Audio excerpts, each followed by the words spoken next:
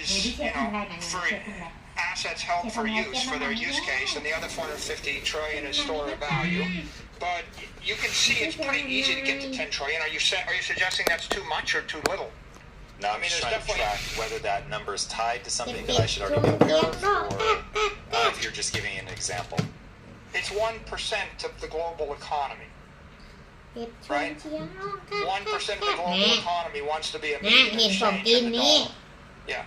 So we can stipulate it's my opinion, if you like. You asked me what advice I'd give the administration. That's why I'm giving you my advice, which is you want the U.S. dollar to be the world's reserve currency, and you want the U.S. to own the world's reserve capital network. For the U.S. dollar to be the world's reserve digital currency, if you want to be the world's reserve currency and you want to cement your control for the next 100 years, then you want the U.S. dollar to move at the speed of light on billions and billions of devices. Okay, how do you do it? You need a stable coin backed by U.S. dollar equivalents. Who should issue it? A company in the U.S. Either a bank or a public company like Circle, right? And how do you ensure it's good for the dollar? Well, you just make sure that it's pegged 1-for-1 to U.S. dollar equivalents. Now let's go to Bitcoin. Bitcoin isn't medium exchange. It isn't the currency. It's capital. It's digital gold. What the government ought to do is sell their gold. They have $600 billion of gold. They ought to just sell it and buy Bitcoin with it. And you could buy 20 or 25% of the Bitcoin network with the proceeds from selling the gold. The goal ought to be for the U.S. just to buy for massive business, right? Visa, MasterCard, the worldwide banking establishment is all based on fees. So, I think when you get to the point where you have trillions and trillions of dollars of capital, then people are going to pay a fee to do the transaction. We do it now. When I buy Bitcoin, I have to pay a fee to receive the Bitcoin. Then I have to pay another fee to move it in cold storage. If I ever want to sell it, or if I ever want to pledge it, or if I ever, want to do anything with it, I have to pay a fee to move it on the blockchain. So transaction fees are going to continue. Right? People are going to about trade quantum computing?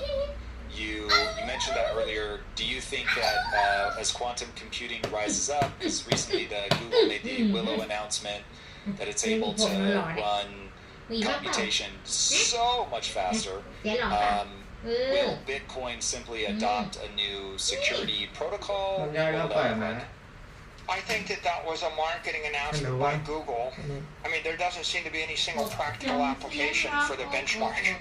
So they created a quantum benchmark. They announced that they perform well on the quantum benchmark, but there's not any useful application for it anywhere in the world, right? That's the first observation. So you might be getting concerned, but no one's come up with anything they can do with it. So the second...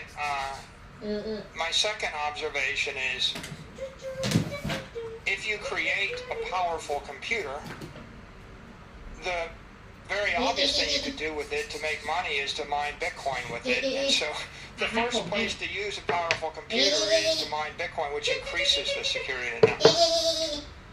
My third observation is, if you really come up with a computer powerful enough to crack cryptography, the first thing you're going to crack is Google itself, right? Do you think that Google would sell a computer that destroys its own network? Which is kind of ironic to me, right? Like, that's also the acid test, right? If you're going to crack the cryptography, you would actually crack the networks that Google, Apple, Amazon, Microsoft run, and then you would crack every single government network.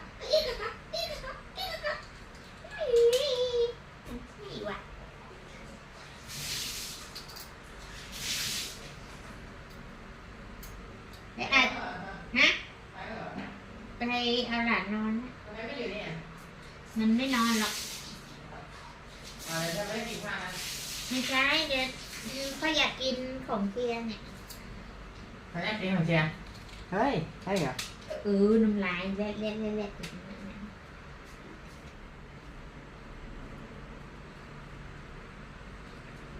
นี่ มันใช่น่ะมึงทำหน้าตา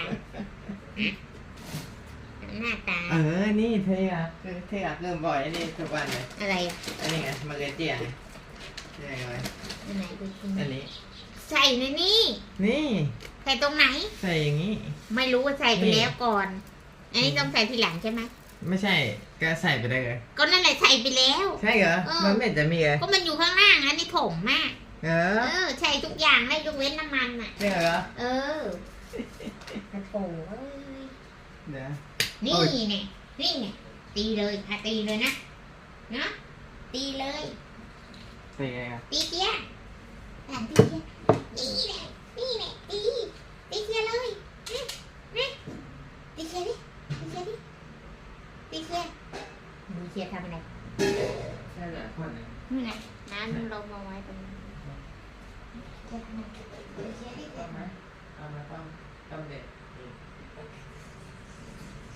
เด็ดหน้าก่อนนะ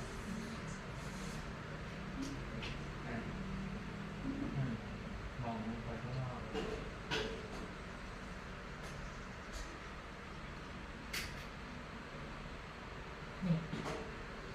ใครจะกินใครกันแน่ดูทำหน้าตา เด็ดแล้วไม่ดี หลอน เราไปพี่จอม หลอน Today I eat matcha green tea นี่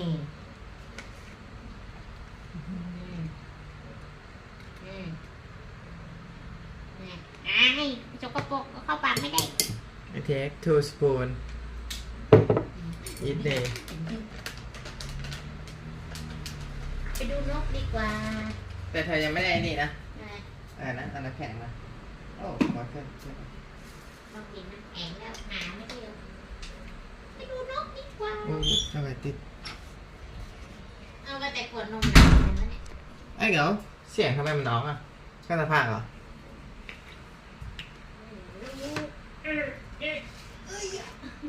เอามาหาดีกว่าหากินมันดีกว่า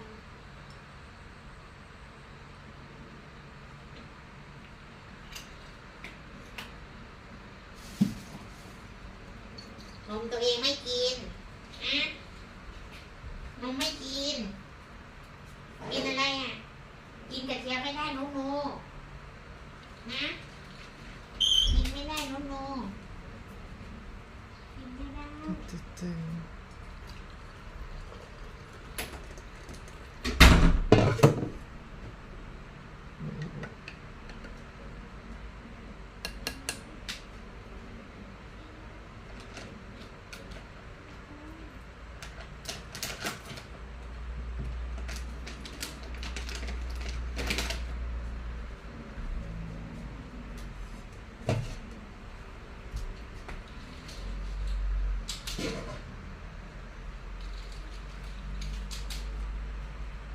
Hello everyone, nice to meet you. Oh, matcha green tea is very good for morning.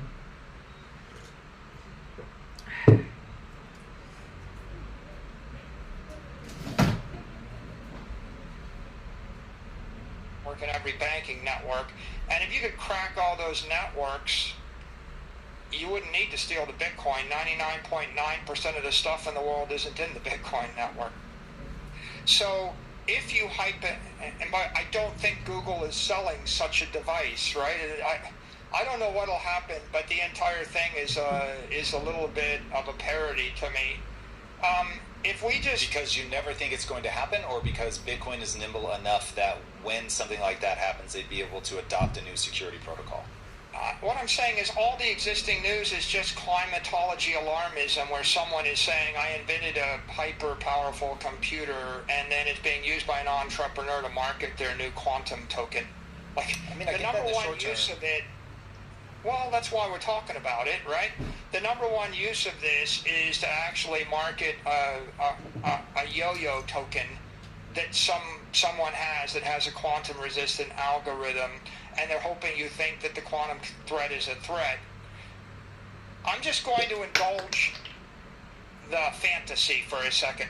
Let's say sometime in the next 30 or 40 years or whenever it happens, someone comes up with a powerful computer, which we will call a quantum computer, which actually does something useful, and the useful thing is it cracks cryptography. Hello. Then I would acknowledge it's a problem for the human race. It's a problem for every government, every company, every individual, because if I really can crack cryptography, that means everything that's digital in your life is now at risk.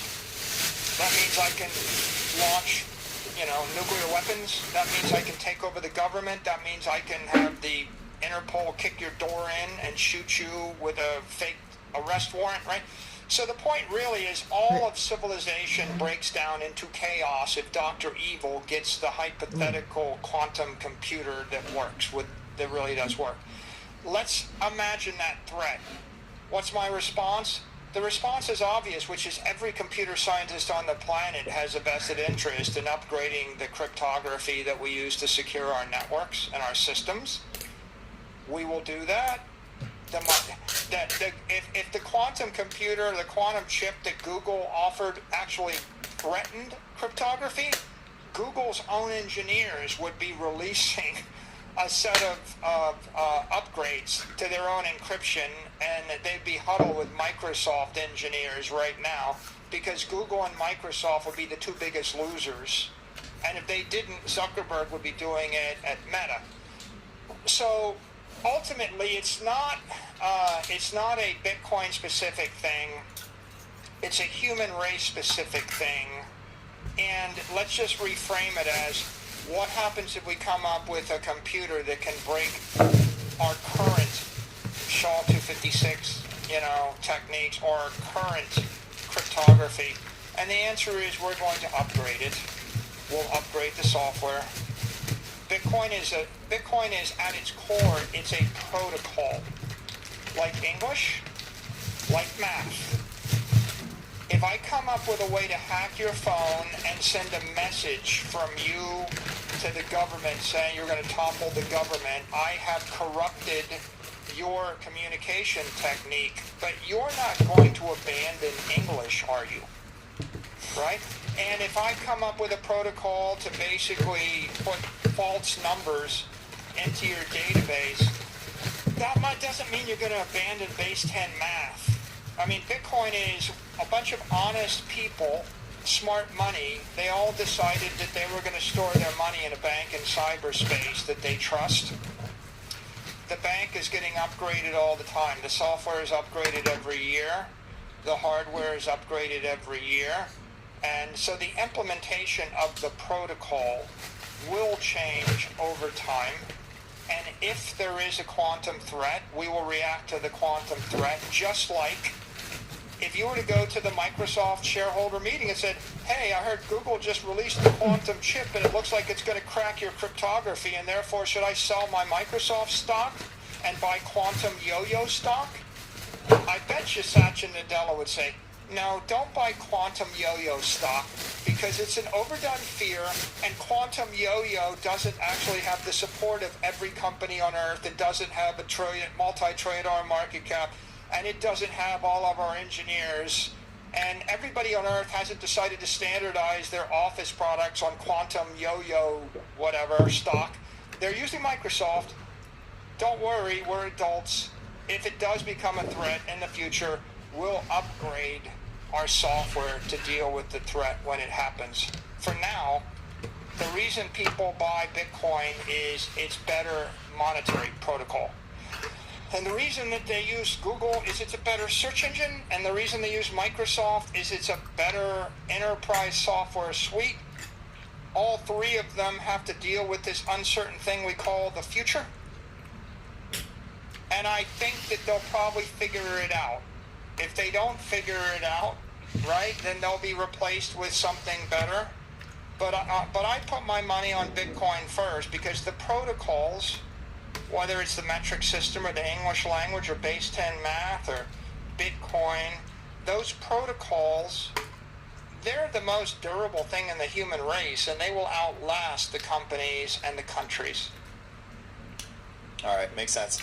I want to talk more about the U.S. strategic reserve, doing that in Bitcoin. If you had time to sit down with President Trump, what exactly would you advise him to do? I would say that money decomposed into currency and capital. The U.S. dollar is the world's reserve currency.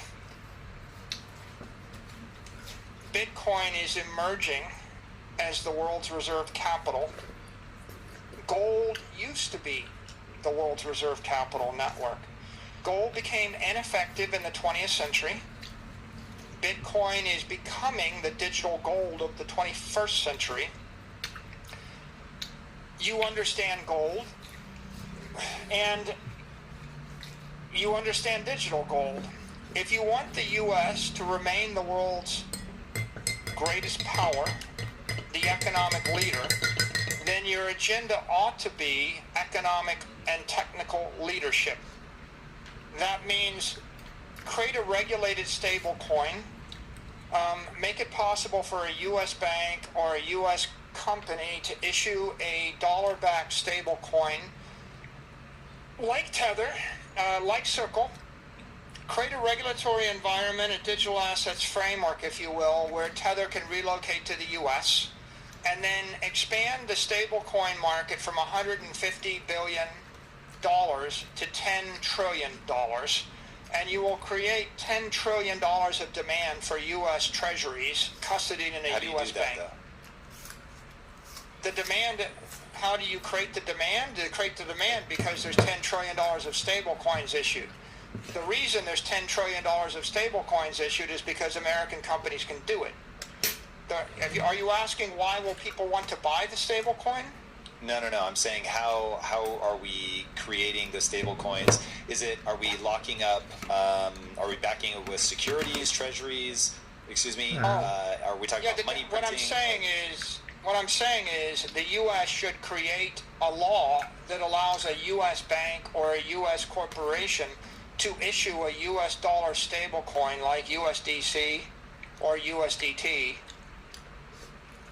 and back it with U.S. dollar equivalents. The definition of the stable coin would be you have to hold U.S. dollar equivalents. That would create the demand for $10 trillion of U.S. Treasury bills. Right? The big idea here okay, so let me say it slightly differently, make sure I understand. You're saying if you back the stable coin with treasuries to the tune of $10 trillion. No, I'm saying you define the law so that you have to do, it's not an if, it's the definition of digital currency is a token pegged to the dollar backed by U.S. treasuries. That's the definition of the currency. That's what the government so stable coins are by definition tied to treasuries. What I'm saying, not now, like what I'm saying, you're asking me what the government should do, and what I'm saying is the government should create a law that allows U.S. companies and U.S. banks to issue stable coins, and the definition of the stable coin, a stable coin is a digital currency. Yep. The definition of the digital currency is a token pegged to the dollar, backed by U.S. dollar equivalents sitting in a U.S. bank. That's missing right now. That doesn't exist. The reason that Tether is not in the U.S. is because it is impossible for Tether to come to the U.S. and do that thing. If the U.S. did that, then the stablecoin float would go from 150 billion to $1 trillion to 10 trillion. And the U.S. dollar would become the world reserve digital currency on every iPhone and every Android phone and everywhere in the world. And so I don't know if I'm going crazy. Are you picking numbers just sort of randomly, or is there math that backs up it would go to 10 trillion? That's what I think it would do. That's the demand for that asset, 10 trillion. Because there's $900 trillion of wealth in the world. We could go back to the Croesus chart. About 450 trillion of it is for assets held for use, for their use case, and the other 450 trillion is store of value. But you can see it's pretty easy to get to 10 trillion. Are you suggesting that's too much or too little? Now I'm I mean, just there's trying to definitely- track whether that number is tied to something that I should already be aware of, or if you're just giving an example. It's 1% of the global economy, right? 1% of the global economy wants to be a medium exchange in the dollar. Yeah. We can stipulate it's my opinion, if you like. You asked me what advice I'd give the administration, though, so I'm giving you my advice, which is you want the U.S. dollar to be the world's reserve currency, and you want the U.S. to own the world's reserve capital network. For the U.S. dollar to be the world's reserve digital currency, if you want to be the world's reserve currency and you want to cement your control for the next 100 years, then you want the U.S. dollar to move at the speed of light on billions and billions of devices. Okay, how do you do it? You need a stable coin backed by U.S. dollar equivalents. Who should issue it? A company in the U.S. Either a bank or a public company like Circle, right? And how do you ensure it's good for the dollar? Well, you just make sure that it's pegged 1-for-1 to U.S. dollar equivalents. Now let's go to Bitcoin. Bitcoin isn't medium exchange. It isn't a currency. It's capital. It's digital gold. What the government ought to do is sell their gold. They have $600 billion of gold. They ought to just sell it and buy Bitcoin with it. And you could buy 20 or 25% of the Bitcoin network with the proceeds from selling the gold. The goal ought to be for the U.S. just to buy 4 or 5 million Bitcoin. After you do that, you've demonetized the gold network. So the gold network is the 19th century world reserve capital network. You might as well just sell it all. The people that will own it will be the enemies of the United States. And the gold network will go from being worth $20 trillion to being worth $4 trillion or $3 trillion. You'll just drive it into the ground. Gold will go to $200-300 an ounce. And anybody holding gold as a reserve asset is bankrupted or has a worthless rock, just a shiny, heavy rock. And you're buying Bitcoin in the swap, and then Bitcoin goes to hundreds of trillions of dollars a coin, and you end up with $50 trillion to $100 trillion of capital. And then what happens to the U.S.? The U.S. becomes the economic leader of the world for the next 100 years. We're the richest country in the world. We negate the entire debt.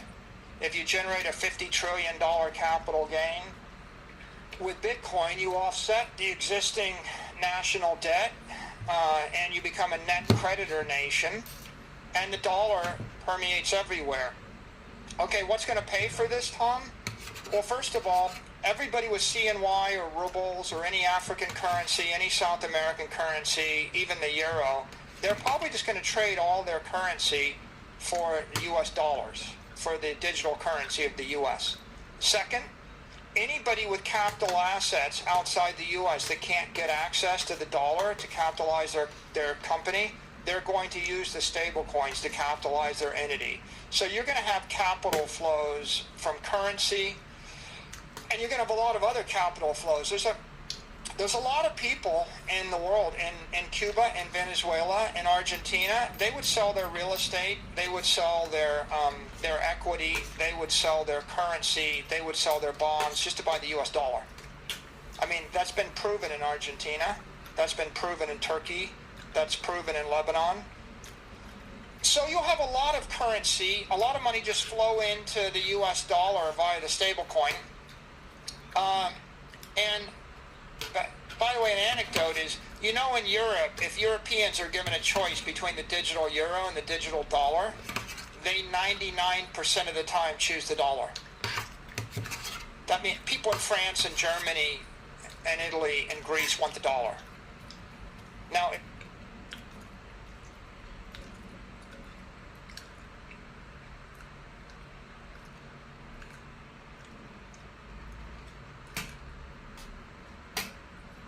Hello.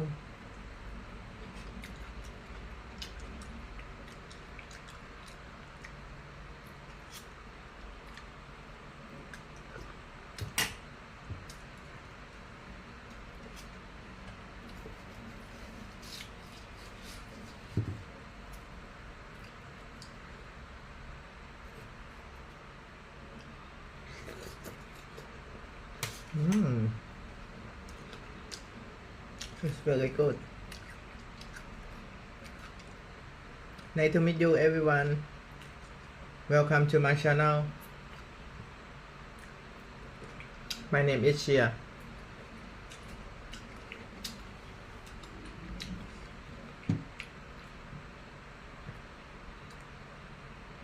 In the future, I will become immortality and richest man in the universe. And I will create all type of civilization, planet civilization, interstellar civilization, galactic civilization, universe civilization, and above.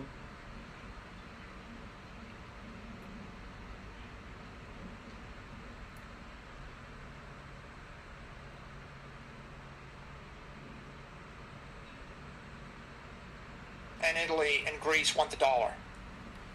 Now, if I go to China and I give them a choice between the digital CNY and the digital dollar, the vast majority of the money chooses the dollar. That's why it's illegal. That's why the Chinese have a law making it illegal for you to trade crypto. Because everybody wants it so bad, they would all buy it. So we're talking about economic physics now, right? Capital flow, money, water flows downhill, and money flows to its most secure, best home.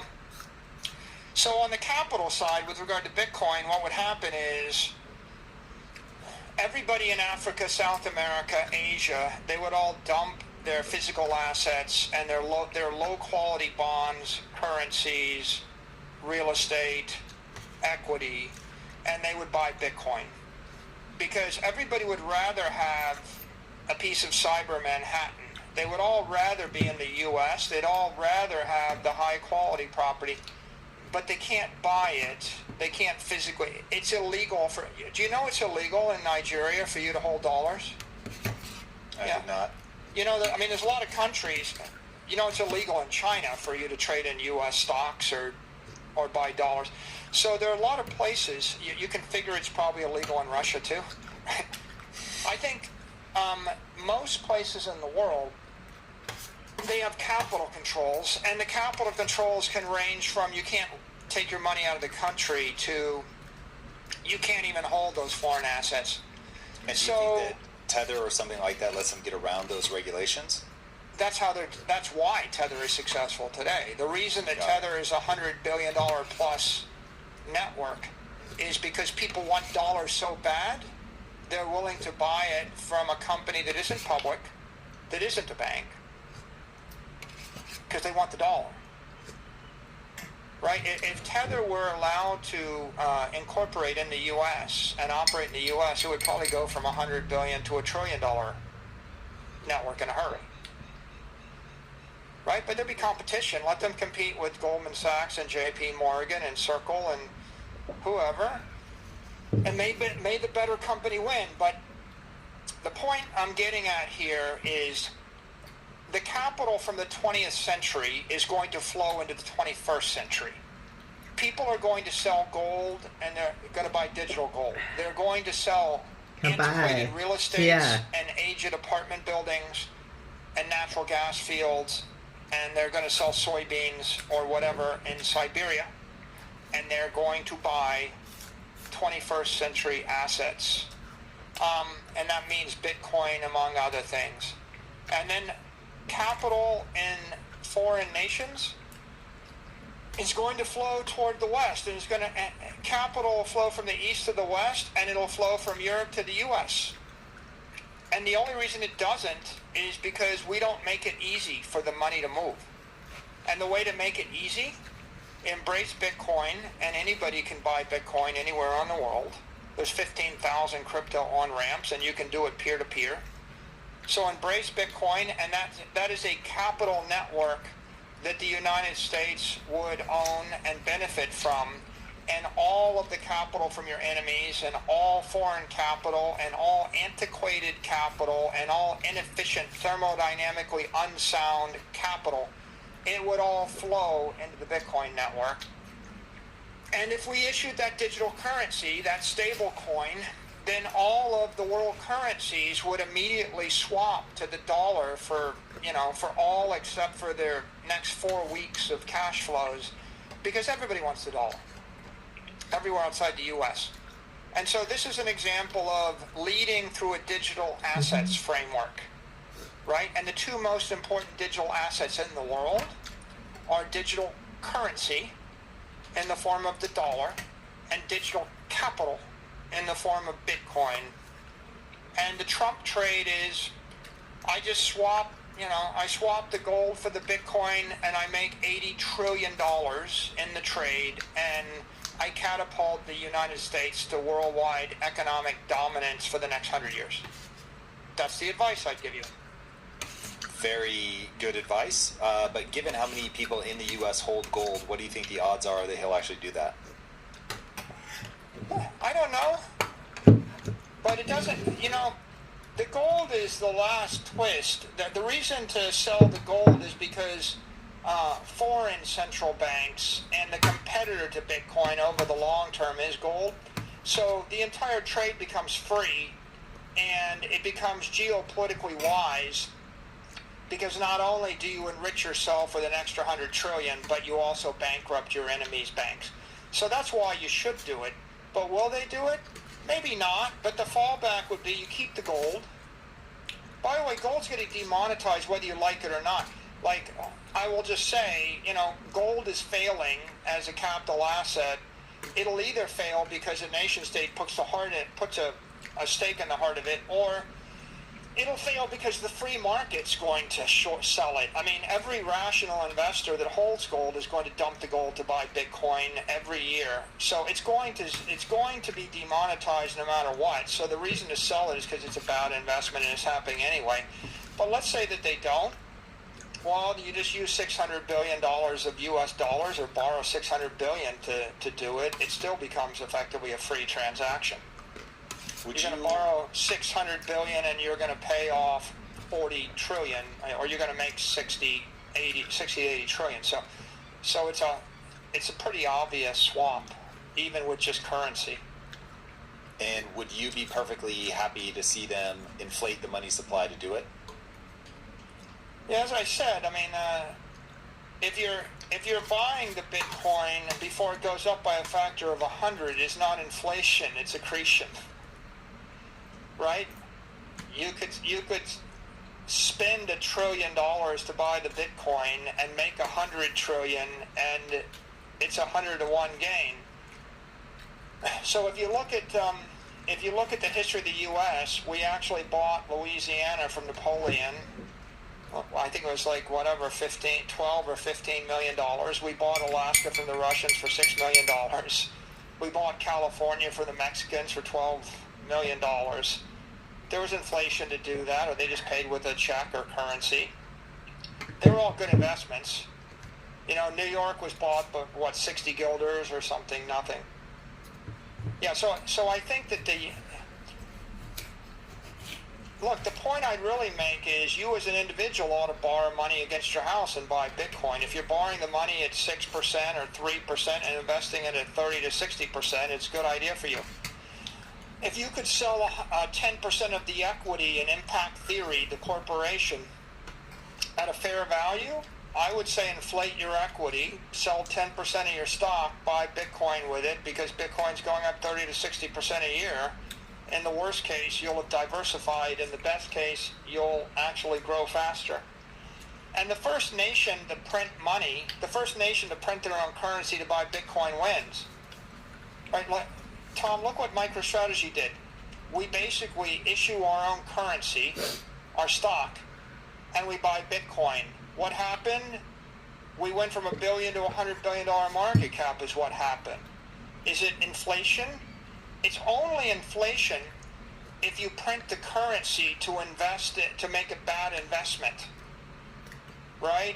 If you print the currency to buy something that's appreciating faster than your inflation rate, it's actually accretion. Right? So the hurdle rate is the 7%. And the problem generally is most governments print the currency to make a poor investment instead of printing the currency to make a good investment, and that's why they can't get out of their hole. When you look at the hole that we've dug for ourselves and adding $1 trillion every 100 days to the debt, do you see this as like a no-brainer way to get out of that? Yeah, I do, because you want to grow your way out. You don't want to tax your way out.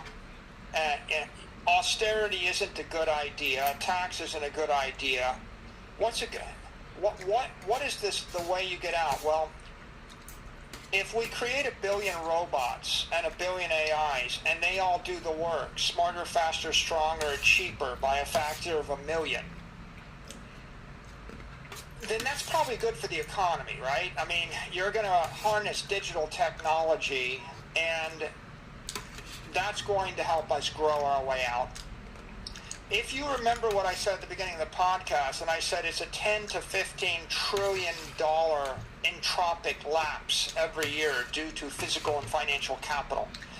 So you're saying, how are we going to pay off a $30 or $40 trillion debt?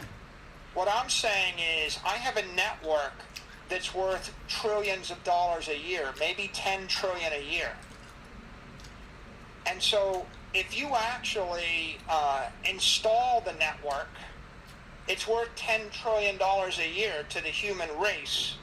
How long does it take running a thing worth $10 trillion a year to pay off a $40 trillion bill? It's like, what I'm coming back to is you have a problem, and I invent a modern fusion reactor, a pocket fusion reactor that will run for 1 million years and give you infinite power, from a bottle of water, and I offer it to you, and you're like, no, I'd rather just tax everybody to death. Like, I think that if you're smart, you figure out, we'll just take a few of these, and this is how we're going to grow our way out of our problem. And I'm offering you the same thing, a crypto reactor. And I'm saying the solution to our economic problem is harness technology to generate trillions of dollars of economic value a year. The conventional thing that everybody understands is creating $1 trillion worth of new products and services that didn't exist before. Right? I got to produce more candy bars, more cars, more planes, more trains, more travel, more concerts, more buildings, more houses, more. That's conventional. That's the P&L side. Robots and AI will help with that. But the unconventional, the monetary, the economic side, the very deep paradigm shifting idea is, here's my idea. Eliminate the toxic capital from the civilization that's destroying $10 trillion a year worth of products and services. The average life expectancy of a human was like 30 when we drank dirty water, and we had dirty food, and we had dirty air, and we had dirty blood, and we had doctors with dirty instruments, and everybody's just dying.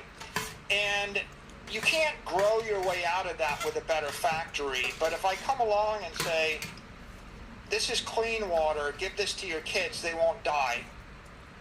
Okay? It's the taking away of the germs from the food and the water that makes you live twice as long. Bitcoin is about taking away the germs, right, the toxins from the capital of the civilization. Right? When you see a crumbling building. I was going to ask what the most devastatingly bad capital is. It's just all imperfect, right? Like every hyperinflating economy. Go to Africa and ask what blood, and we had doctors with dirty instruments, and everybody's just dying. And you can't grow your way out of that with a better factory. But if I come along and say, this is clean water, give this to your kids, they won't die. Okay? It's the taking away of the germs from the food and the water that makes you live twice as long. Bitcoin is about taking away the germs, right, the toxins from the capital of the civilization, right? When you see a crumbling building. Devastatingly, okay, is that, I was going to ask what the most devastatingly bad capital is. It's just all imperfect, right? Like every hyperinflating economy. Go to Africa and ask, why are they poor? They're poor because all the capital is toxic. What about the Weimar Republic? What happens when the capital collapses? Okay, the government collapses. What happens next? Nazi Germany. What happens next? World War II. Okay, 100 million people eventually die, right? So the crumbling capital creates a crumbling civilization.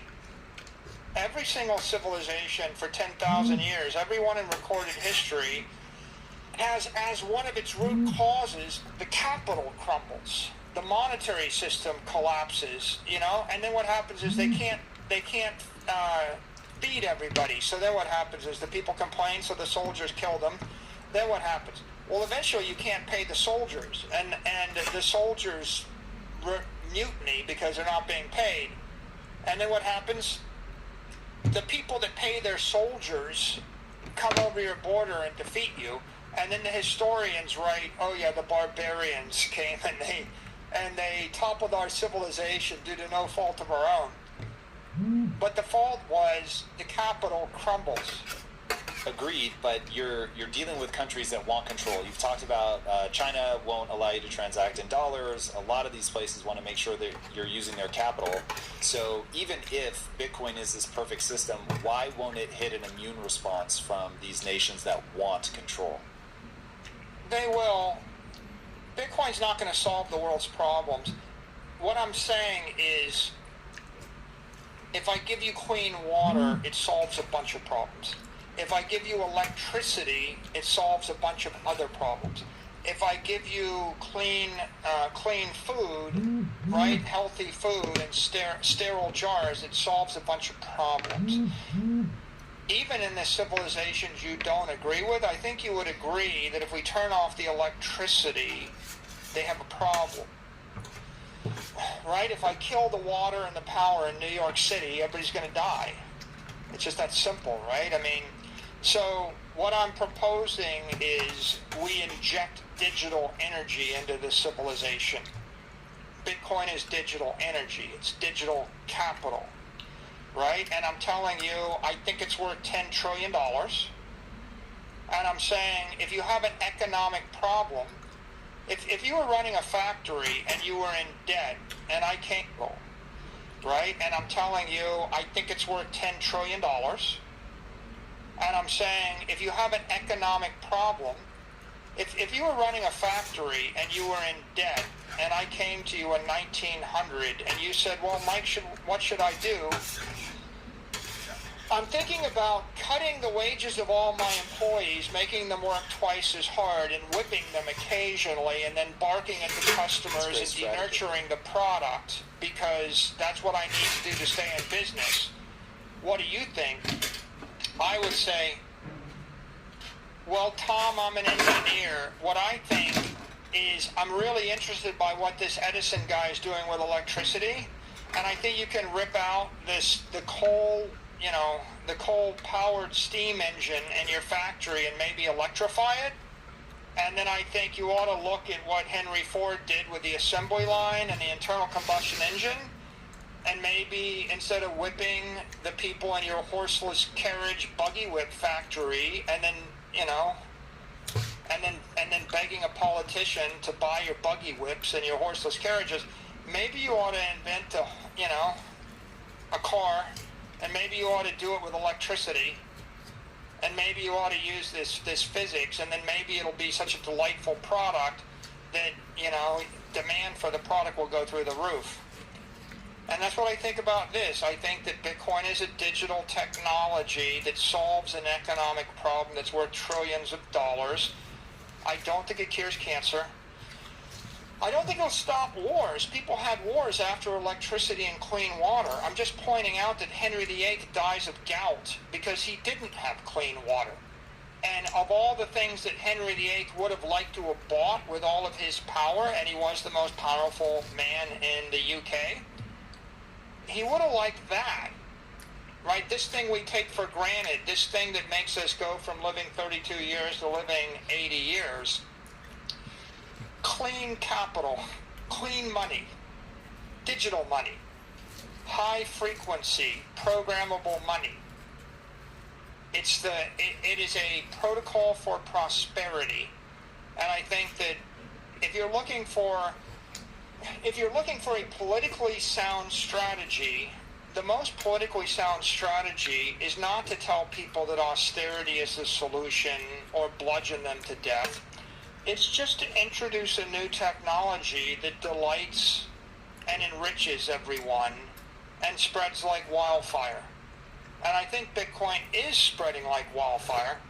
Just like if it's a good thing, whether it's the internet or an iPhone or clean water or air conditioning or an automobile, you don't gotta bludgeon people. You don't gotta bark at them. The average person looks and they know why they want to drive in a car or fly in a plane or have air conditioning. I mean, I live in Florida. All of Florida is due to air conditioning, right? The entire state wouldn't be here without electricity and HVAC. And that is my contention with regard to digital capital. I think that the world's full of problems, but half of them are economic problems. And if you want to solve your economic problems, solve it with technology, which is egalitarian, utilitarian, right? That is nonpartisan. Because no one can agree on religion and political issues, but they can all agree that they would like to be more powerful, more prosperous, more comfortable, more capable. And generally, the only countries on earth that are anti-technology don't last long. You know, remember the Japanese, they denied gunpowder. That didn't work well. The Chinese tried to keep guns out of China. That didn't work well either. I mean, eventually, you know, technology is coming to your shores, and if you resist it, you know, your government's going to collapse, and your ideology is going to collapse. So I think this is a very straightforward, practical approach to making the world a better place. Yeah, agreed. I don't think it will be adopted as such, so it'll be interesting to see the war of the powers with different countries taking different approaches. I'm certainly encouraged by Japan. Seems like they're contemplating having a strategic reserve of Bitcoin. That's amazing, especially given the economic troubles that they're having. But here in the U.S., what do you think about David Sacks? Is he going to be somebody that's in the president's ear, that's pushing this agenda? Have you heard him talk about this issue? I don't think there's anybody better qualified to do that job than David Sacks. I think he has extraordinary good judgment with regard to economics, human behavior, technology, right, and good intentions for the U.S. and the world. So I think he'll be great, and I think that in general the leadership that's in the incoming administration is very pro-technology, pro-freedom, pro-property rights, pro-entrepreneurial, and pro-innovation. So I think that it's a good team, and I'm very optimistic. Have you spoken to Sacks directly? I talk to a lot of people, but I don't share what I say, so it's in confidence. Yeah, very fair. I certainly think we have a sense of how you would be approaching this. What do you think about Japan and what they're doing? Do you think that they'll move forward with that? Do you think that they have any other way out of the situation that they're in? And could Bitcoin be the solution to their, 40-year stagnation? You know, I think that adoption of Bitcoin, it starts with retail, then investors, then small corporations, then larger corporations. I don't think large governments will adopt it first. I think small governments will adopt it, but primarily it'll be adopted at the institutional level next. So, and I don't really think it's even necessary. I mean, I'm not holding my breath for that.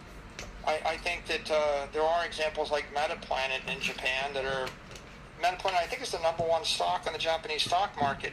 They're going to get noticed, and I think people in Japan will start to learn about Bitcoin. But it'll be a solution for the individuals and the families and the investors, and then it'll be a solution for the companies long before it's a solution for the country. Governments are normally the most conservative actors and the last to move. You know, just like any technology, right? Think about how all technology propagates. Your iPhone, your web browser, your electricity, your whatever. It starts with the early adopters, the innovators, and then the small companies and the startup. And the big companies, they dismiss it, and then eventually the big companies get threatened by it, and then they embrace it, and then after that it ripples into government. But it's government normally when they try to do something, they're a little bit slower than normal. Yeah, it'll be interesting. Do you think that the red wave here is going to buck any of that trend in the U.S.? Are we going to see a pretty gross acceleration